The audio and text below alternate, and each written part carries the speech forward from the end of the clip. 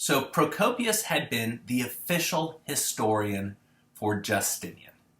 And he had written several books, including Procopius's history of the Roman wars and many stories that really glorified Justinian and made him look great and talked about all the awesome stuff he did.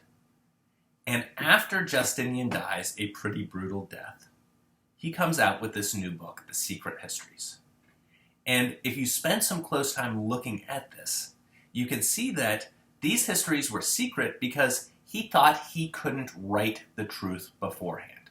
If he wrote the truth, Justinian had so many informants out there who would tattle on people who said anything bad about him or his government that people couldn't even trust that their mothers wouldn't inform on them. This is like the KGB in the Soviet Union back in the day.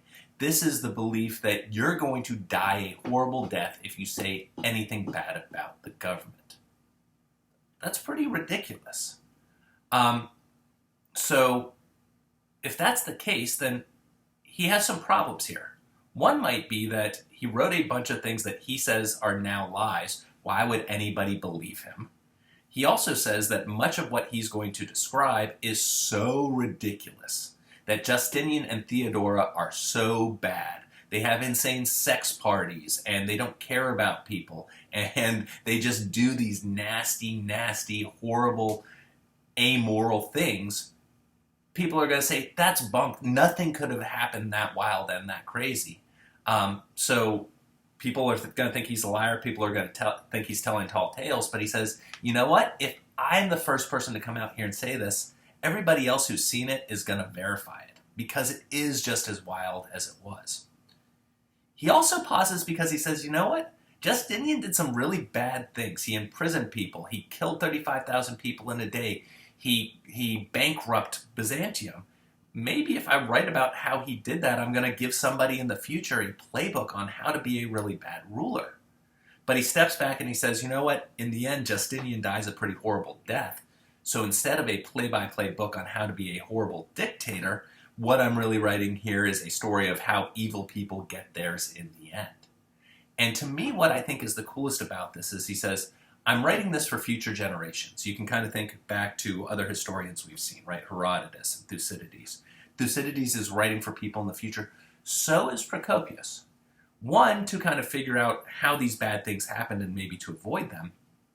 But to me, if you look at the end, the bit where he says, I'm writing so that people who live in a really, really crappy time in the future, who have to pay horrible taxes and have to fight wars they don't want to fight and have horrible leaders who they despise, well, if the only history they have is a history that says everything was awesome in the past, they're going to feel like they're getting crapped on and it's just because their life is horrible and nobody else has ever had this bad of a life. Procopius says, and I think this is really cool at the end, that one of the reasons he writes is so that people know that life in the past was really bad too, and they can kind of find solace in that. And they can recognize that it's not just them who's having a bad time, but life's tough in general. So that's a bit about Procopius and Justinian. Let's keep cruising from here and take a look at where the empire goes after Procopius spends it into bankruptcy and isn't able to maintain a lot of the successes he has militarily.